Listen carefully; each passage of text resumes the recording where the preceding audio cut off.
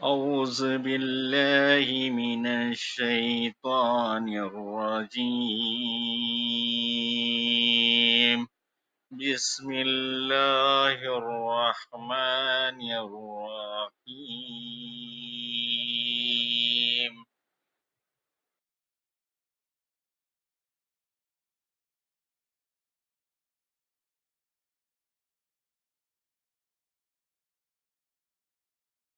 ہر قسم کی تعریف و توصیف کبریائی و بڑائی بزرگی اس وحدہ لا شریک کے لیے لائق و سزاوار ہے جو اس کائنات کا تنہا خالق، تنہا مالک اور تنہا پالنہار ہے۔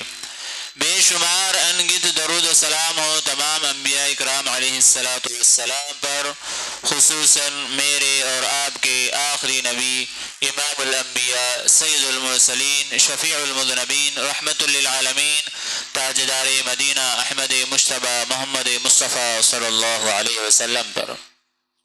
عزیزان گرامی، پیارے نبی صلی اللہ علیہ وسلم وہ آخری نبی اور آخری رسول ہیں جنہیں اللہ تبارک و تعالیٰ نے آخری نبی بنا کر بھیجا، اور امت مسلمہ کو یہ حکم دیا کہ پیارے نبی صلی اللہ علیہ وسلم کی زندگی میں تمہارے لیے اسوہ، نمونہ، آئیڈیل ہے اور یہ بہترین نمونہ ہے۔ محترم سامعین، پیارے نبی صلی اللہ علیہ وسلم کی مکی زندگی کو دیکھیں یا مکی مدنی زندگی کو دیکھیں، ہر اعتبار سے اللہ کے رسول صلی اللہ علیہ وسلم کی زندگی بہترین اسوہ اور نمونہ ہے، اور امت محمدیہ کے لیے پیارے نبی صلی اللہ علیہ وسلم سے بڑھ کر اسوہ اور نمونہ نہیں ہو سکتا، کیونکہ اللہ تبارک و تعالیٰ نے امت محمدیہ کے لیے بہترین اسوہ اور نمونہ اللہ کے رسول صلی اللہ علیہ وسلم کی زندگی میں رکھا ہے۔ محترم سامعین، آپ مکی کی زندگی کو دیکھیں، اللہ کے رسول صلی اللہ علیہ وسلم ابھی نبی نہیں بنائے گئے ہیں، نبی بنا کر مبعوث نہیں کیے گئے ہیں۔ مکی زندگی میں اللہ کے رسول صلی اللہ علیہ وسلم کو الامین الصادق کہا جاتا تھا۔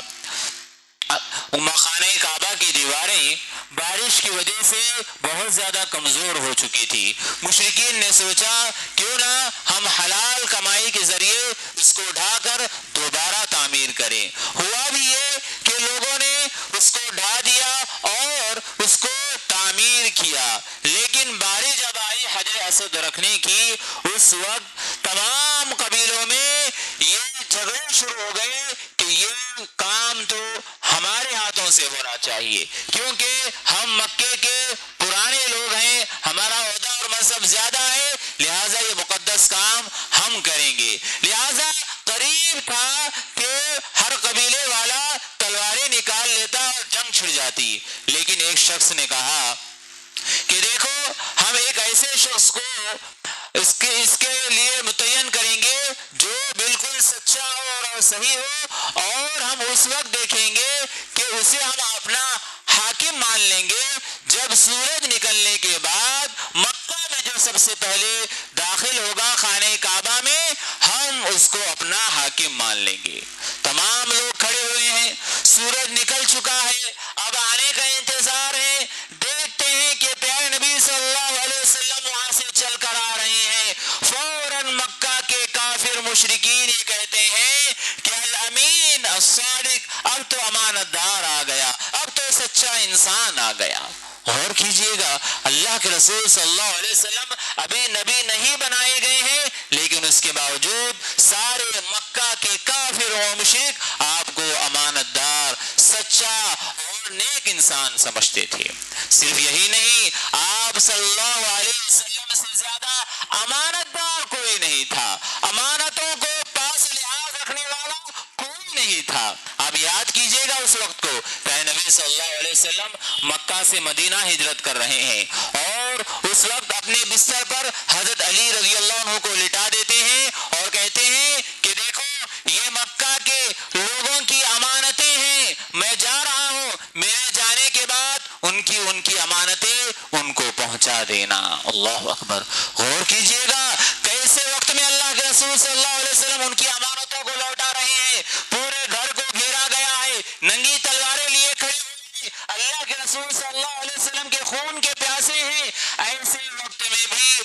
کے رسول صلی اللہ علیہ وسلم امانت کا لحاظ رکھتے ہوئے امانتوں کو واپس کر رہے ہیں۔ اس سے بڑا امانت دار اور سچا انسان کون ہو سکتا ہے؟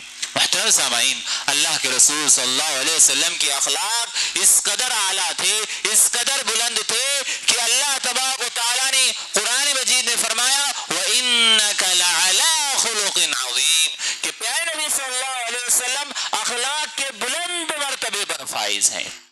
اما عائشہ رضی اللہ عنہا سے بھی صحابہ کرام نے پوچھا، اے اما عائشہ، اللہ کے رسول صلی اللہ علیہ وسلم کے اخلاق کیسے تھے؟ آپ کا لوگوں کے ساتھ تعلقات کیسے تھے؟ یہ سوال اللہ کے رسول صلی اللہ علیہ وسلم کے بارے میں اما عائشہ سے پوچھا جاتا ہے، تو اما عائشہ رضی اللہ عنہا کہتی ہیں الست تقرأ القرآن، کیا تم نے قرآن مجید کی تلاوت نہیں کی؟ کیا تم نے قرآن نہیں پڑھا؟ قرآن آپ صلی اللہ علیہ وسلم قرآن مجید کی عملی تصویر تھے، یعنی قرآن مجید کا چلتا پھرتا نمونہ تھے۔ آپ کے اخلاق بالکل عین قرآن مجید کی تعلیمات کے مطابق تھے۔ محترم سامعین، آپ صلی اللہ علیہ وسلم کے اخلاق کے بارے میں اگر ہم بات کریں تو ہر پہلو سے اور ہر لحاظ سے اور ہر اعتبار سے آپ اخلاق کے سب سے بلند مرتبے پر فائز تھے۔ آپ ایک باپ ہونے کی حیثیت سے بہترین باپ تھے، آپ ایک نبی ہونے کے اعتبار سے بہترین نبی ہیں، اور آپ ایک کمانڈر، ایک حاکم ہونے کے اعتبار سے بہترین حاکم ہیں، آپ ایک سپہ سالار ہونے کے اعتبار سے بہترین سپہ سالار ہیں۔ آپ جس شعبے میں دیکھیے اللہ کے رسول صلی اللہ علیہ وسلم کو، آپ کے اخلاق سب سے بلند اور سب سے اعلیٰ تھے۔ محترم سامعین، اللہ کے رسول صلی اللہ علیہ وسلم کے اخلاق کی گواہی نہ صرف مسلمان بلکہ مشرک، کافر، غیر مسلم بھی دیا کرتے تھے، اور آج کے دور میں بھی لوگ دیتے ہیں۔ ایک شخص ہے جس نے ایک کتاب لکھی 100 عظیم شخصیتیں، جس کا نام ہے مائیکل ہارٹ۔ مائیکل ہارٹ اس شخص نے دنیا کے تمام لوگوں میں سے مخصوص لوگوں کو چنا جو بہت ہی اخلاق کے بلند مرتبے پر فائز تھے، اور کتاب کا نام رکھا 100 عظیم شخصیتیں۔ وہ خود عیسائی ہے، اس نے حضرت عیسیٰ علیہ السلام کو جو کہ اس کے نبی ہیں اس نے چھٹے نمبر پر رکھتا ہے، چھٹے نمبر پر حضرت عیسیٰ علیہ السلام کو رکھتا ہے، لیکن سب سے پہلے نمبر پر اگر کسی کو رکھا گیا ہے تو وہ پیارے نبی صلی اللہ علیہ وسلم کی زندگی ہے۔ اللہ اکبر، غور کیجئے گا، مسلم دانشور، مسلم غیر مسلم ہے، لیکن اس کے باوجود ان کے اندر اس قدر صلاحیت ہے اور اس بات کو ماننے کے لیے تیار ہے کہ اللہ کے رسول صلی اللہ علیہ وسلم سے بہتر اور افضل کوئی اخلاق والا نہیں ہو سکتا۔ محترم سامعین، ہمیں اس خطبے کو چننے کا یہی مقصد ہے کہ ہم مسلمانوں کے اندر بھی اچھے اخلاق آ جائیں، اچھے کردار اپنانے کی ہمارے اندر کوشش ہونی چاہیے۔ ہمارے اندر اخلاق اس قدر گر چکے ہیں، ہم اخلاق کے اس قدر بالکل کنارے پر ہیں کہ ہمیں دیکھ کر لوگ افسوس کرتے ہیں کہ یہ مسلمان نہیں ہو سکتا، یہ مسلمانوں کے اخلاق نہیں تھے۔ مسلمان امانت کا پاس لحاظ رکھنے والے تھے، لیکن آج ہمارے مسلمان امانتوں کا پاس لحاظ نہیں رکھتے۔ محترم سامعین، جب امانت رکھی جائے تو امانت داری کا یہ تقاضا ہے کہ اس کو ضرورت مند کو واپس اسی وقت دیا جائے جب اس کا مطالبہ کیا جائے، لیکن ہمارے پاس نہ ہمارے بات کی پاس و لحاظ ہے، نہ امانت داری کا پاس و لحاظ ہے، نہ ہی وعدے کا پاس و لحاظ ہے، ہم ہر اعتبار سے کمزور اور غفلت کا شکار ہیں۔ محترم سامعین، مسلمانوں کی غفلت اور ان کی اخلاقی گراوٹ کا اندازہ نہ صرف مسلمانوں کو ہے بلکہ غیر مسلم بھی اس بات کا یقین رکھتے ہیں کہ آج کا مسلمان اخلاق میں دن بدن گرتا ہوا چلا جا رہا ہے، اخلاقی اعتبار سے وہ بہت کمزور ہوتا جا رہا ہے۔ یہ مسلمان ہی نہیں، غیر مسلم بھی اس پر یقین رکھتے ہیں۔ یہ ایک مسلمان شخص نے ایک عیسائی شخص کو اپنی امانت رکھی اور کہا کہ میں اپنے مقررہ وقت پر آؤں گا اور اپنی امانت واپس لے لوں گا، لہٰذا اتنے دن تک آپ میری امانت کو اپنے پاس رکھنا۔ اب وہ مسلمان شخص چلا گیا، وہ عیسائی شخص کے پاس وہ امانت موجود تھی۔ کچھ دنوں کے بعد جب وہ مسلمان شخص واپس آیا تو اپنی امانت کا مطالبہ کرنے لگا، لیکن وہ عیسائی شخص کہنے لگا میرے پاس تو کوئی ایسی امانت آپ نے رکھی ہی نہیں، میرے پاس تو کچھ ہے ہی نہیں، وہ سرے سے انکار کرنے لگا۔ اب وہ مسلمان گھبرا گیا کہ اتنی قیمتی اور اتنی چیز رکھی اور وہ واپس نہیں کر رہا ہے۔ لیکن کچھ لوگوں نے کہا کہ دیکھو وہاں ایک چرچ ہے، وہاں کا جو پادری ہے اس کا تمام عیسائی لوگ بات کا لحاظ رکھتے ہیں، لہذا تم اس چرچ کے پادری کے پاس جانا۔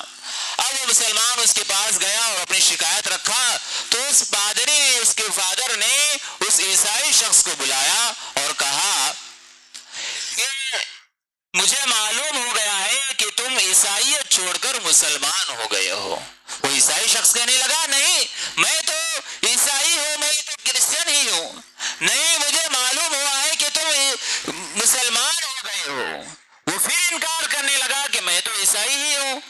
وہ پادری فادر کہتا ہے کہ امانت لے کر امانت میں خیانت کرنا، وعدہ کر کے وعدہ خلافی کرنا اور سچی بات کرنے کے بجائے جھوٹی بات کرنا، یہ مسلمانوں کا عمل ہے، تمہارے اندر کہاں سے آ گیا؟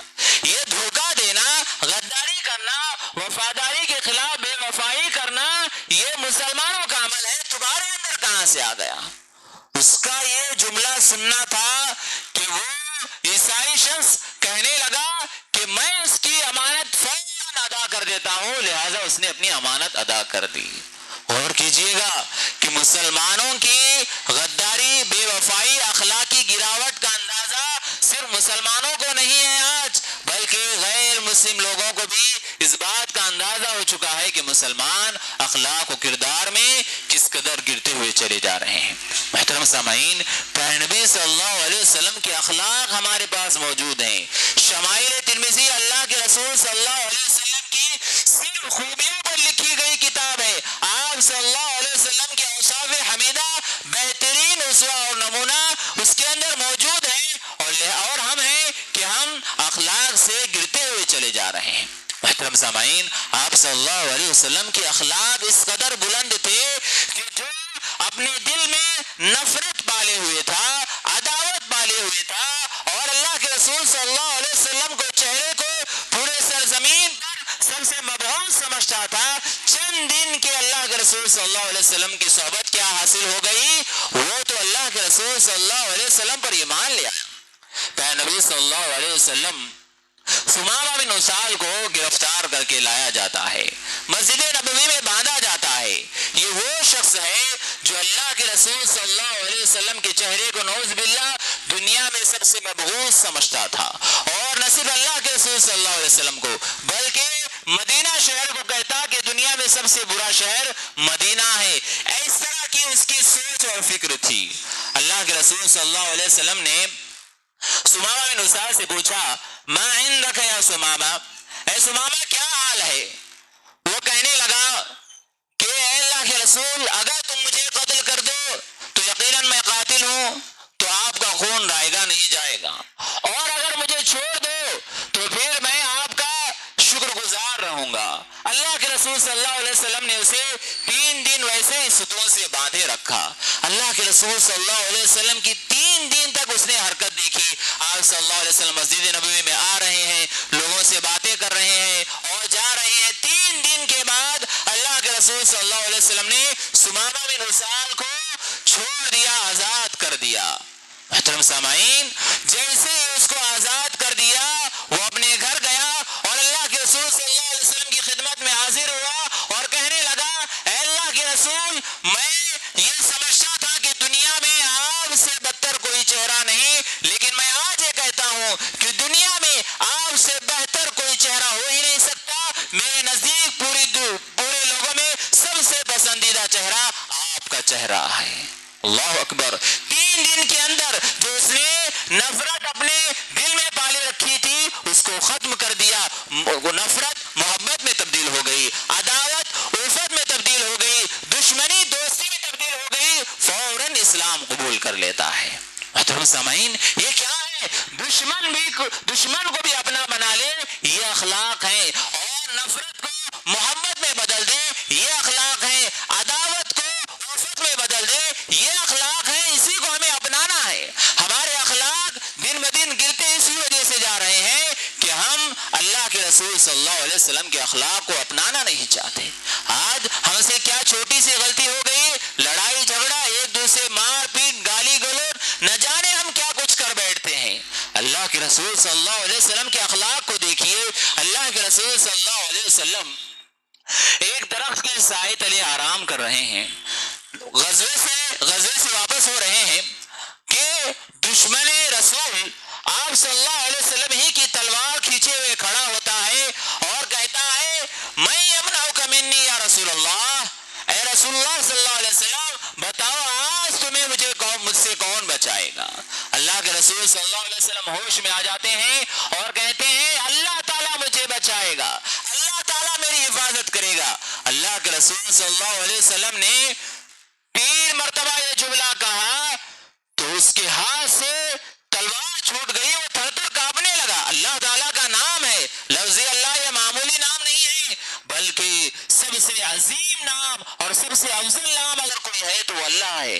تو لہٰذا اللہ کے رسول صلی اللہ علیہ وسلم نے جب اللہ کا لفظ نکالا تو اس کے ہاتھ سے تلوار چھوٹ گئی، اور جیسے ہی تلوار چھوٹ گئی اللہ کے رسول صلی اللہ علیہ وسلم نے وہ تلوار اپنے ہاتھ میں لے کر کہی کہ بتا تجھے مجھ سے کون بچائے گا۔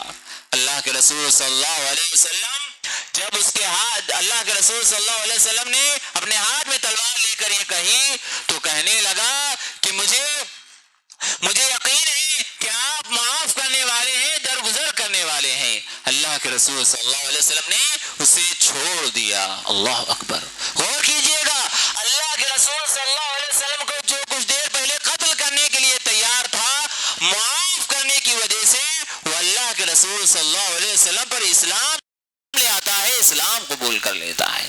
یہ اخلاق، اپنے جانی دشمن کو بھی اللہ کے رسول صلی اللہ علیہ وسلم نے معاف کر دیا تو پتہ یہ چلا کہ ہمارے اندر حلم ہونا چاہیے، بردباری ہونا چاہیے، ہمارے اندر برداشت کرنے کی طاقت ہونا چاہیے، صبر کرنے کی طاقت ہونا چاہیے۔ یہی ہمارے اندر صبر نہیں ہے۔ جب ہم راستے سے جا رہے ہوں، تھوڑا گاڑی کا دھکا کیا لگ گیا، بائک سے کیا ٹکرائے گئے، ہم ایسے گالیاں دیتے ہیں، اتنا اس سے لڑائی جھگڑا کرتے ہیں، اندھا ہے کیا، بے وقوف ہے کیا، نہ جانے کتنا برا بلا کہہ دیتے ہیں۔ محترم سامعین، معافی بھی ایک چیز ہے، معاف کرو اللہ تعالیٰ تمہیں معاف کرے گا، درگزر کرو اللہ تعالیٰ قیامت کے دن تم سے درگزر کرے گا۔ آپ وہ واقعے کو یاد رکھنا اور ہمیشہ اس بات کو یاد رکھنا کہ اللہ کے رسول صلی اللہ علیہ وسلم نے کیسے وقت میں کتنا زیادہ اختیار ملنے کے بعد بھی اللہ کے رسول صلی اللہ علیہ وسلم نے ساری قوم کو معاف کر دیا۔ محترم سامعین، اللہ کے رسول صلی اللہ علیہ وسلم سے اما عائشہ رضی اللہ عنہ نے بہت ہی بہترین سوال یہ کیا، اللہ کے رسول آپ کی زندگی میں، آپ کی حیات میں احد سے بڑھ کر بھی سخت دن کبھی آیا ہے، احد سے بڑھ کر بھی تکلیف دہ دن آیا ہے؟ احد کا لفظ کیوں استعمال کیا گیا؟ جنگ احد میں اللہ کے رسول صلی اللہ علیہ وسلم کے 2 دانت شہید ہو گئے، اور اللہ کے رسول صلی اللہ علیہ وسلم کے رخسار میں خود دھس گیا تھا، اور اسی طرح اللہ کے رسول صلی اللہ علیہ وسلم بہت زیادہ زخمی ہو کر ایک گڑھے میں گر گئے تھے، اور اللہ کے رسول صلی اللہ علیہ وسلم کو چاروں طرف سے مشرکین نے گھیر لیا۔ اس وقت اللہ کے رسول صلی اللہ علیہ وسلم نے یہ کہا کہ مجھے ان دشمنوں سے کون دور کرے گا، تو فوراً 7 انصاری صحابہ کرام آتے ہیں اور اپنی جان پر کھیل کر ایک کے بعد 7 انصاری صحابی شہید ہوتے ہیں اور اللہ کے رسول صلی اللہ علیہ وسلم کی حفاظت کرتے ہیں۔ تو الغرض جنگ احد سے زیادہ کوئی تکلیف دہ دن آپ کی زندگی میں آیا؟ تو اللہ کے رسول صلی اللہ علیہ وسلم نے کہا کہ میں دعوتی سلسلے میں طائف گیا، وہاں کے لوگوں کو اسلام کی دعوت دی، لیکن ان لوگوں نے اسلام قبول نہیں کیا۔ نہ صرف اسلام قبول نہیں کیا بلکہ اوباشوں اور بچوں اور بدبختوں کے ہاتھوں پتھر دے دیے اور مجھے لہو لعان کیا، اس قدر میرے اوپر پتھر برسائے کہ خون بہہ کر جوتوں میں جم گیا۔ اللہ کے رسول صلی اللہ علیہ وسلم ایک باغ میں تشریف لے جا کر آرام کرتے ہیں، ایک باغ میں لیٹ جاتے ہیں، کچھ دیر کے بعد دیکھتے ہیں کہ آسمان سے جبرائیل علیہ السلام آئے ہیں، ایک بادل ہے جو انہیں سایہ کر رہا ہے۔ جبرائیل علیہ السلام کہتے ہیں کہ اللہ کے رسول، ہم جانتے ہیں کہ آپ نے حق کی دعوت دی اور لوگوں نے آپ کے ساتھ کیا معاملہ کیا، لہٰذا یہ پہاڑ کا فرشتہ ہے، آپ حکم دیجئے، جو چاہے وہ حکم دے وہ فرشتہ کر گزرے گا۔ پھر پہاڑ کا فرشتہ بھی یہی کہتا ہے، اے اللہ کے رسول، آپ جو حکم دیں وہ میں کرنے کے لیے تیار ہوں، اگر آپ چاہیں تو ان دو پہاڑوں کے درمیان ان طائف والوں کو دو چکی کے پاٹ کی طرح پیس کر رکھ دوں گا۔ محترم سامعین، اب غور سے سننا، خون میں لہو لہان ہے، درد میں پورا بدن تکلیف دہ ہے، جوتوں میں خون جم چکا ہے، آسمان سے فرشتے حاضر ہیں اور عذاب دینے کے لیے ایک حکم کی دیری ہے، لیکن اللہ کے رسول صلی اللہ علیہ وسلم کس قدر حلم، بردبار، عفو درگزر کرنے والے، معاف کرنے والے، کہتے ہیں کہ اگر یہ قوم اسلام قبول نہیں کرتی ہے تو کیا ہوا، ان کی آنے والی نسل اسلام قبول کرے گی۔ اللہ اکبر! کس قدر اللہ کے رسول صلی اللہ علیہ وسلم معافی کو پسند کرتے تھے، کس قدر اللہ کے رسول صلی اللہ علیہ وسلم خون میں لہو لہان ہونے کے باوجود طائف والوں کو معاف کر رہے ہیں اور ان تمام لوگوں کو چھوڑ دیتے ہیں۔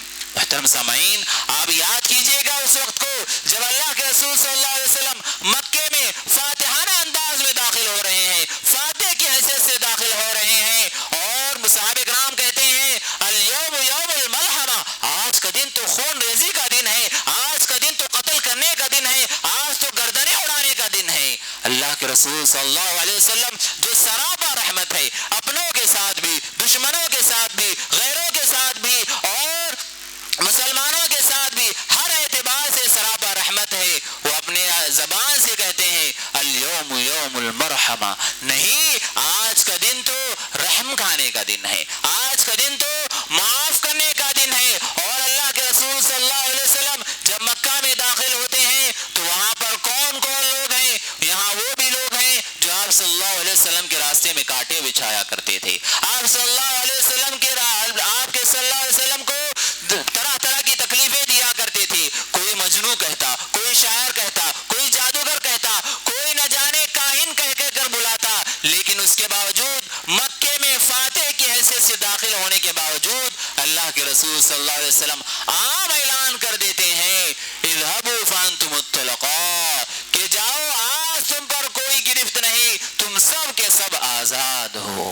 محترم سامعین، یہ ہے اخلاق رسول۔ اللہ کے رسول صلی اللہ علیہ وسلم کو ہر چیز کا اختیار ہے، ہر اعتبار سے استطاعت ہے، طاقت ہے بدلہ لینے کی، لیکن اس کے باوجود اللہ کے رسول صلی اللہ علیہ وسلم معافی کو پسند کر رہے ہیں۔ ہمارے اندر بھی یہی معافی کا جذبہ آنا چاہیے۔ ہم اللہ کے رسول صلی اللہ علیہ وسلم کی سیرت کو سنیں، پڑھیں، لیکن ہمارے اندر ایک دوسرے کو معاف کرنے کا جذبہ نہ ہو، ایک دوسرے کو درگزر کرنے کا جذبہ نہ ہو، ایک دوسرے کو جھگڑے کو مٹانے کا، اصلاح کرنے کی ہمارے اندر تڑپ نہ ہو، تو ہم کیسے امتی ہیں؟ محترم سامعین، اللہ کے رسول صلی اللہ علیہ وسلم کی زندگی بہت سارے پہلو ہیں، لیکن اگر ہم صرف اس ایک پہلو پر ہم غور کریں گے اور اپنی زندگی کو اس زندگی کا حصہ بنا لیں گے، یقیناً ہم دشمن بھی ہم سے محبت کرنے لگے، دشمن بھی ہمارے اخلاق و کردار کو دے کر متاثر ہو جائیں گے۔ میں آپ کو آخر میں ایک ہی بات بتلا کر چلوں کہ اللہ کے رسول صلی اللہ علیہ وسلم کی حدیث پر عمل کرنے کی وجہ سے پوری کی پوری اور کمپنی کے لوگوں نے اسلام قبول کیا۔ کہ یہ تمل ناڈو کی ایک بہت بڑی کمپنی تھی، وہاں پر ایک جو مین مینیجر تھا جس کے ہاتھ میں پیمنٹ دینے تھا، وہ ہمیشہ تاخیر کر کے پیمنٹ لیا کرتا تھا۔ جب اس نے اللہ کے رسول صلی اللہ علیہ وسلم کی حدیث پڑھی کہ مزدور کی مزدوری اس کا پسینہ سوکھنے سے پہلے ادا کر دو، تو اس نے فوراً 1 تاریخ کو پیمنٹ کر دی، 1 تاریخ کو فوراً پیمنٹ کر دی۔ پورے کمپنی کے ورکرز کو تعجب ہوا کہ ہمیشہ تاخیر سے دینے والا آج کیسے اتنا جلدی پیمنٹ دے رہا ہے۔ تو تمام لوگوں نے مل کر اس سے پوچھا کہ تم نے کیسے اس قدر جلدی سے جلدی ہمیں ہماری پیمنٹ کر دی؟ تو وہ شخص کہنے لگا کہ پیارے نبی صلی اللہ علیہ وسلم کی اعلیٰ اور اور بلند اخلاق یہ تھے کہ اللہ کے رسول صلی اللہ علیہ وسلم نے فرمایا مزدور کی مزدوری اس کی پسینہ سوکھنے سے پہلے ادا کر دو. تو اس وجہ سے میں نے اللہ کے رسول صلی اللہ علیہ وسلم کے اخلاق کو اپناتے ہوئے اس طرح میں نے پیمنٹ جلدی کر دی.